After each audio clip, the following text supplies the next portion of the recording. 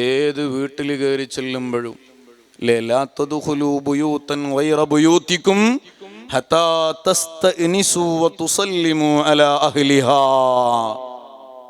ഒരാളെ റൂമിലേക്ക് കയറി ചെല്ലുമ്പോൾ ഒന്ന് മുട്ടിയിട്ടേ കയറി ചെല്ലാവൂ, ഒന്ന് സലാം പറഞ്ഞിട്ടേ കയറി ചെല്ലാവൂ. സുബ്ഹാനല്ലാഹ്, അയൽവാസിയുടെ വീടാണെങ്കിലും എന്തെങ്കിലും ഒരു ഒച്ചപ്പാട്, ഒരു അനക്കുണ്ടാക്കിയിട്ട് ഒരാൾ വരുന്നെങ്കിലും ഒന്ന് അറിയിക്കണം, സലാം പറയണം, അല്ലെങ്കിൽ സമ്മതം ചോദിക്കണം. സമ്മതം ചോദിക്കുന്നതിൻ്റെ ഇപ്പോഴത്തൊരു ന്യൂ വേർഷനാണ് കോളിംഗ് ബെല്ലടിക്കൽ. കോളിംഗ് ബെല്ലടിച്ച് തുറന്ന് തന്നാൽ കയറിക്കോളി എന്ന് പറഞ്ഞാൽ ഉള്ളിലേക്ക് കയറണം. ചില സഹോദരിമാർക്ക് ഈ സമ്മതം ചോദിക്കാതെ അടുക്കളയിലൂടെ കയറി ചെല്ലുന്നൊരു സ്വഭാവം പല നാട്ടിലുണ്ട്. പഠിക്കലുണ്ടാകൂല, എന്നാലും പറയാൻ അല്ലെ അയൽവക്കത്തുള്ള ആളുകളോട് സുബ്ഹാനല്ലാഹ് നേരെ അങ്ങോട്ട് ചെല്ലല. അടുക്കളയിൽ കൂടെ അങ്ങ് കയറി ഡൈനിങ് ഹാളിൽ എത്തിയാലാണ് അയൽവാസി താത്ത പുരയിലെത്തിയ വിവരം സ്വന്തം വീട്ടുകാരറിയാം. സുബ്ഹാനല്ലാഹ്, സ്വന്തം വീടാണ്, സ്വാതന്ത്ര്യത്തോടുകൂടെ സംസാരിക്കുന്ന, ഇടപഴകുന്ന ഒരു സ്ഥലമാണ് സ്വന്തം വീട്. അവിടെ മനുഷ്യന്മാർ പല കോലത്തിലുണ്ടാവും. തട്ടമിട്ട് മാത്രം പുറത്തിറങ്ങുന്ന താത്ത ചിലപ്പോൾ വീട്ടിൻ്റെ ഉള്ളിൽ ചിലപ്പോൾ തട്ടടാതെ നടന്നു എന്ന് വരും. എന്നാൽ ഒരാൾ നേരെ അങ്ങോട്ട് കയറി ചെന്നാലോ, സുബ്ഹാന ജല്ല ജലാലുഹു. ഇപ്പം അടുത്ത് ഈ പഞ്ചായത്ത് ഇലക്ഷൻ്റെ സമയത്ത് സുബ്ഹാനല്ലാഹ് എൻ്റെ വീട്ടിലൊരാൾ വന്നൊരു സ്ഥാനാർത്ഥി വന്നു. സുബ്ഹാനല്ലാഹ്, ലൈവ് ഉള്ളത് കൊണ്ട് ഇതൊക്കെ പറയാനൊരു ബേജാറാ. സുബ്ഹാനല്ലാഹ്, ഒരു സ്ഥാനാർത്ഥി വന്നു. എൻ്റെ ഭാര്യ പറഞ്ഞു, വാതിലിങ്ങോട്ട് തുറക്കുമ്പോഴത്തേക്ക് ഒരൊറ്റ കയറലാണ് ഉള്ളോട്ട്. പെണ്ണുങ്ങളാണല്ലോ സ്ഥാനാർത്ഥികൾ കൂടുതലും, ഒറ്റ കയറലാണ്. എന്നിട്ട് ചോദിച്ചു, ഉസ്താദ് എവിടെ ഉള്ളത് എന്ന് ചോദിച്ചു. അപ്പോൾ അവൾ ദേഷ്യം പിടിച്ചിട്ട് പറഞ്ഞു, ഇവിടെ ഇല്ലാന്ന് പറഞ്ഞു. സുബ്ഹാനല്ലാഹ്, ഇങ്ങനെയുണ്ടോ വീട്ടിലേക്ക് ഒരാൾ ഇങ്ങോട്ട് കയറി വരല്ലേ? ലാ തദ്ഖുലൂ ബുയൂതൻ ഗൈറ ബുയൂതികും ഹത്താ തസ്തഅനിസു വതുസല്ലിമു അലാ അഹ്ലിഹാ. സലാം പറഞ്ഞൊരു കോളിംഗ് ബെല്ലൊക്കെ അടിച്ചൊരു സമ്മതം ചോദിച്ചല്ലാതെ ഒരാളെ വീട്ടിലും കയറി ചെല്ലരുത്. പള്ളിയിൽ ഉസ്താദിൻ്റെ റൂമിൽ പ്രസിഡന്റ് കയറുകയാണെങ്കിൽ സമ്മതം ചോദിച്ചിട്ടേ കയറാവും. ഞാനല്ലേ ഇവിടുത്തെ പ്രസിഡന്റ്. അതൊക്കെ റൂമിൻ്റെ പുറത്ത് ഉസ്താദിന് അനുവദിച്ചു കൊടുത്ത റൂമാണോ അവിടെ കയറി ചെല്ലുമ്പം പ്രസിഡന്റ് ആയാലും സമ്മതം ചോദിക്കണം, സെക്രട്ടറി ആണെങ്കിലും സമ്മതം ചോദിക്കണം, ആരാണെങ്കിലും സമ്മതം ചോദിക്കണം. സുബ്ഹാന ജല്ല ജലാലു. സാന്ദർഭികമായി പറഞ്ഞു എന്ന് മാത്രം. നബി സല്ലല്ലാഹു അലൈഹി വസല്ലം തങ്ങൾ ആ വീടിന്റെ മുന്നിലെത്തിയപ്പോൾ വീട്ടുകാരോട് സലാം പറഞ്ഞു. വീട്ടുകാർ സലാം കേട്ടിട്ടുണ്ട്, അവർ മടക്കുകയും ചെയ്തു. പക്ഷേ മുത്തുനബി കേൾക്കണ്ട എന്ന് കരുതിയിട്ട് ശബ്ദം താഴ്ത്തിയിട്ടാണ് മടക്കിയത്. റസൂലുള്ള കേൾക്കാത്തത് കൊണ്ട് മുത്തുനബി രണ്ടാമതൊരു സലാം കൂടെ പറഞ്ഞു. അതും ആ വീട്ടുകാരും മടക്കി.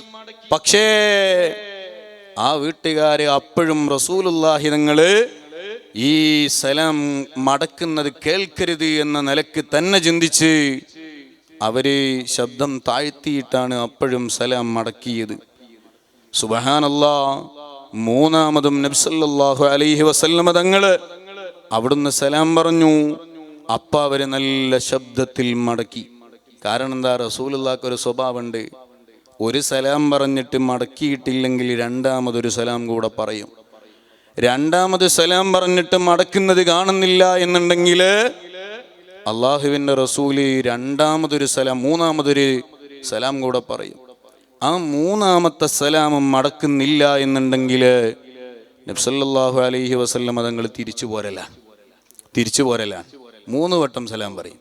അപ്പൊ വീട്ടുകാര് ഒന്നാമത് മുത്തുനബി സല്ലല്ലാഹു അലൈഹി വസല്ലം തങ്ങള് സലാം മടക്കിയപ്പോൾ, സലാം പറഞ്ഞപ്പോൾ അവര് മടക്കി. പക്ഷേ റസൂലുള്ളാഹിനെ കേൾപ്പിച്ചില്ല. അപ്പോൾ റസൂലുള്ള രണ്ടാമതും സലാം പറഞ്ഞു, അപ്പോഴും മടക്കി കേൾപ്പിച്ചില്ല. മൂന്നാമത് വീണ്ടും റസൂലുള്ള സലാം പറഞ്ഞപ്പോൾ അവര് നല്ല ശബ്ദത്തിൽ റസൂലുള്ള കേൾക്കുമാർ അവര് സലാം മടക്കി. അങ്ങനെ വന്നു. അപ്പൊ തങ്ങൾ ചോദിച്ചു, ഞാൻ 2 തവണ സലാം പറഞ്ഞിട്ട് എന്തേ മടക്കാത്തത്?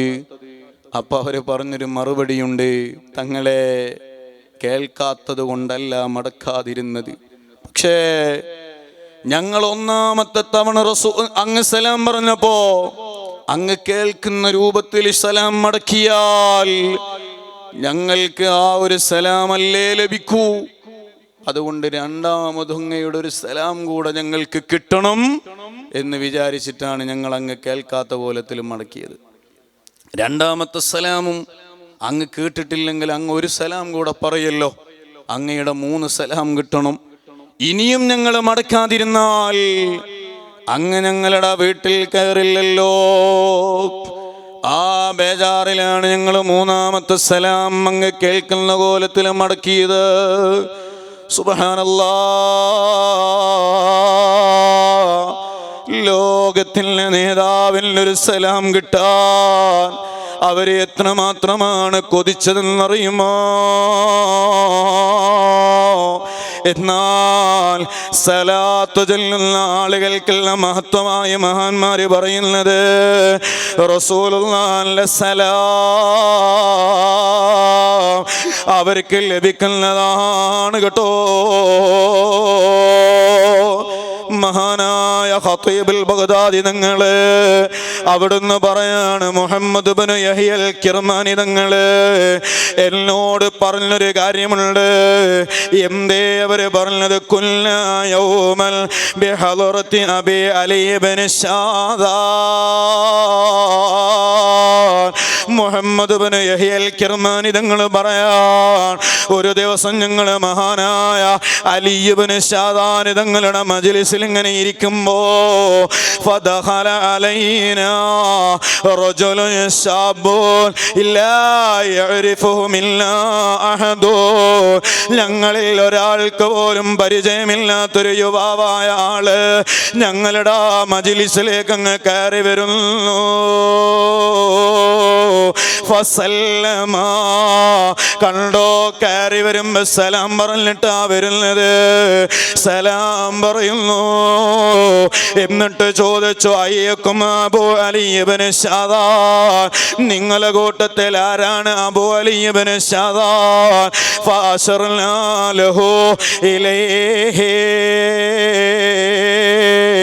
ഞങ്ങളുടെ ബഹുവന്യരായ ഉസ്താദാകുന്ന അലി ഇബ്നു ഷാദാൻ തങ്ങളെ ആ യുവാവിന് കാണിച്ചു കൊടുക്കുന്നു. ആ യുവാവ് പറയാണ്, അയ്യുഹശ്ശേ റഅയ്തു റസൂലല്ലാഹി സ്വല്ലല്ലാഹു അലൈഹി വസല്ലമ ഫിൽ മനാം.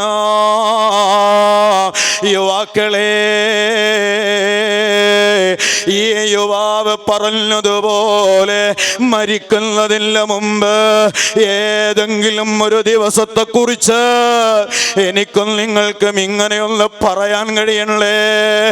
റഅയ്തു റസൂലല്ലാഹി സ്വല്ലല്ലാഹു അലൈഹി വസല്ലമ ഫിൽ മനാം. ഇന്ന് രാത്രി ഞാൻ റസൂലുള്ളാഹിനെ കണ്ടു. മരിക്കുന്നതിന് മുമ്പ് ഏതെങ്കിലും ഒരു രാത്രിയെ കുറിച്ച് അങ്ങനെ ഒരു വാക്ക് പറയാൻ നമുക്ക് സാധിക്കുമോ? അല്ലാഹുവേ, ഈ ശൗഖുൽ ജസീൽ അതിന് കാരണമാക്കണേ അല്ലാ. ഇവിടെയുള്ള ഇരുത്തം അതിന് കാരണമാക്കണേ അല്ലാ. ഈ പറച്ചിൽ അതിന് കാരണമാക്കണേ അല്ലാ. ആ യുവാവ് മഹാനായ അബൂ അലി ഇബ്നു ഷാദാൻ തങ്ങളോട് പറയാൻ, റഅയ്തു റസൂലല്ലാഹി ഫിൽ മനാം. അതേ, ഞാൻ ഉറക്കൽ റസൂലുള്ളാഹിനെ കണ്ടു.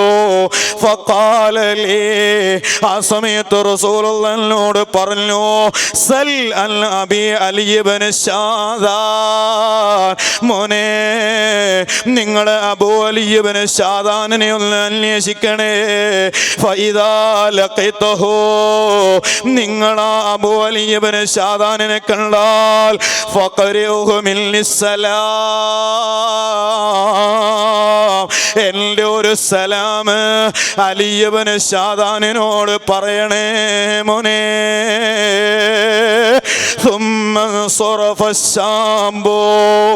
അങ്ങനെ റസൂലുള്ള കൊടുത്തയച്ച സലാം അബൂ അലി ഇബ്നു ഷാദാൻ തങ്ങളോടങ്ങ് പറഞ്ഞിട്ട് ആ യുവാവ് പിരിഞ്ഞു പോകുന്നു, തിരിച്ചു പോകുന്നു.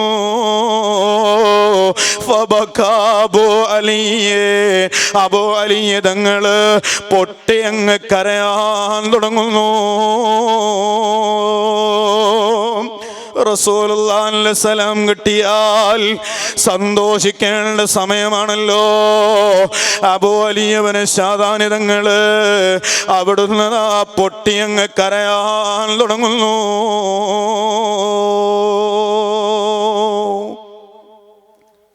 അവര് ചോദിച്ചു, എന്തിനാണ് ഉസ്താദെ അങ്ങ് കരയുന്നത്? അവിടുന്ന് ആ ഉസ്താദ് പറയുന്നു, ഞാൻ കരയാനുള്ള കാരണം എന്താണെന്നറിയോ? ലോകത്തിന്റെ നേതാവ് എന്നോട് സലാം പറഞ്ഞയച്ചു എന്ന് പറയുമ്പോ ഞാൻ എന്നെ കുറിച്ചൊന്ന് ആലോചിച്ചു പോയതാണ്. മാ അഅരിഫു ലി അമലൻ ഇസ്തഹഖ ബിഹി ഹാദാ. ഇത്രമാത്രം ഒരു പവർ കിട്ടാൻ മാത്രമല്ല ഒരു അമലും ഞാൻ എൻ്റെ ജീവിതത്തിൽ ഇതുവരെ ചെയ്തിട്ടില്ല. പിന്നെയോ ഇല്ല അൻ യകൂന സബ്രി അലാ ഖിറാഅത്തിൽ ഹദീസി വതക്രീരി സ്വലാത്തി അലൻ നബി സ്വല്ലല്ലാഹു അലൈഹി വസല്ലമ കുല്ലമാ ജാഅ ദിക്റുഹു.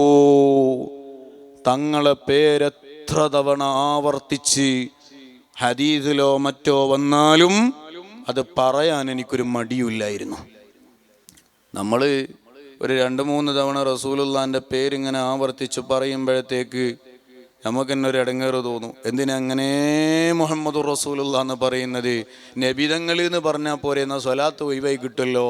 സുബ്ഹാനല്ലാഹ്. മഹാനവറുകൾ പറയാണ്, എത്ര തവണ ചൊല്ലേണ്ടി വന്നാൽ എനിക്കൊരു മടിയുണ്ടാവൂല. പിന്നെയോ വതഖരീരി സ്വലാത്തി അലൻ നബി സ്വല്ലല്ലാഹു അലൈഹി വസല്ലമ കുല്ലമാ ജാഅ ദിക്റുഹു. തങ്ങളുടെ പേരെന്റെ മുന്നിൽ വെച്ചാരെത്ര ആവർത്തിച്ചു പറഞ്ഞാലും ആവർത്തിച്ച് സ്വലാത്ത് ഉറക്കെ ചൊല്ലാൻ എനിക്കൊരു മടിയുണ്ടായിരുന്നില്ല. ഇതല്ലാതെ മുത്തുനബിയുടെ സലാം കിട്ടാൻ മാത്രമുള്ള ഒരു അമൽ ഞാൻ ചെയ്തത് എനിക്ക് ഓർമ്മയില്ല. ഇതും പറഞ്ഞാണ് മഹാനായ അലി ഇബ്നു ശാദാൻ റളിയല്ലാഹു അൻഹു അവിടുന്ന് പൊട്ടി ഇങ്ങനെ കരയുന്നത്. എൻ്റെ പ്രിയപ്പെട്ട സഹോദരന്മാരെ, ഞാൻ അവസാനിപ്പിക്കുകയാണ്. നബി സല്ലല്ലാഹു അലൈഹി വസല്ലമ തങ്ങളുടെ സലാം മരിക്കുന്നതിൻ്റെ മുമ്പ് നമുക്കും ലഭിക്കണം. അല്ലാഹു തൗഫീഖ് നൽകട്ടെ. ഇനിയോ മഹാന്മാര് പറയുന്നുണ്ട്, നബി സല്ലല്ലാഹു അലൈഹി വസല്ലമ തങ്ങളുടെ മുഖം കാണാൻ സ്വലാത്ത് ചൊല്ലുന്ന ആളുകൾക്ക് കഴിയും. റസൂലുള്ളാഹിന്റെ മുഖം കാണാൻ കഴിയും. ആയിഷ ബീവി പറയാൻ, ഖാല റസൂലുള്ളാഹി സ്വല്ലല്ലാഹു അലൈഹി വസല്ലം, നബി സല്ലല്ലാഹു അലൈഹി വസല്ലമ തങ്ങള് എന്നോട് പറഞ്ഞു, ലാ യറാ വജ്ഹി സലാസതു അൻഫുസ്. വലിയ ഗൗരവത്തോടെ നമ്മൾ ആലോചിക്കേണ്ട കാര്യമാണ്. എൻ്റെ മുഖം 3 വിഭാഗം ആളുകൾക്ക് കാണാൻ കഴിയൂല. സയ്യിദുനാ മുഹമ്മദുർ റസൂലുള്ളാഹി തങ്ങളെ കാണണം. ഇതാണ് ഈ ഷൗക്കുൽ ജസീലിൻ്റെ താല്പര്യം. സ്വലാത്ത് ചെല്ലുന്നതിൻ്റെ താല്പര്യത്തിൽ പ്രധാനപ്പെട്ടത് ഒന്ന്, റസൂലുള്ളാഹിനെ ഖബറിൽ വെച്ച് കാണിക്കപ്പെടുന്നതിൻ്റെ മുമ്പ് ഇവിടെ വെച്ച് തന്നെ കണ്ടൊന്ന് പരിചയപ്പെടണം. അല്ലാഹു തൗഫീഖ് നൽകട്ടെ. സുബ്ഹാനല്ലാഹ്. ലാ യറാ വജ്ഹി സലാസതു അൻഫുസ്. 3 വിഭാഗം ആളുകൾ എൻ്റെ മുഖം കാണുകയില്ല. ഒന്നാമത് മുത്തുനബി പറഞ്ഞു, അൽ ആഖുലി വാലിദൈ. മാതാപിതാക്കളെ പരിഗണിക്കാത്ത മനുഷ്യൻ എൻ്റെ മുഖം കാണൂല. മുഹമ്മദുർ റസൂലുള്ളാഹി. നല്ല സംഘടനാ പ്രവർത്തകനാണ്. ബാപ്പനോടും ഉമ്മനോടും തർക്കുത്തരം പറഞ്ഞ് നടക്കലാണ്. എൻ്റെ ഒരു പ്രവർത്തനം അള്ളാഹ്ക്ക് ആവശ്യമില്ല. പിന്നെയോ ഇന്നല്ലാഹ യുഅയ്യിദു ഹാദദ്ദീന ബിയദിൽ ഫാജിർ. തെമ്മാടിയുടെ കൈ കൊണ്ട് അള്ളാഹ് ഈ ദീനിനെ ശക്തിപ്പെടുത്തും എന്ന് അള്ളാഹിന്റെ റസൂല് പറഞ്ഞിട്ടുണ്ട്. ആ തെമ്മാടിയാണോ ഞാൻ എന്ന് നമ്മൾ ഓരോരുത്തർ ആലോചിക്കണം. അള്ളാഹു നമ്മളെ നന്നാക്കി തരട്ടെ. സംഘടനാ പ്രവർത്തനവും ഏത് മജ്ലിസും മാതാപിതാക്കളെ പരിഗണിക്കാത്ത ഒരവസ്ഥയിൽ ആയി പോകരുത്.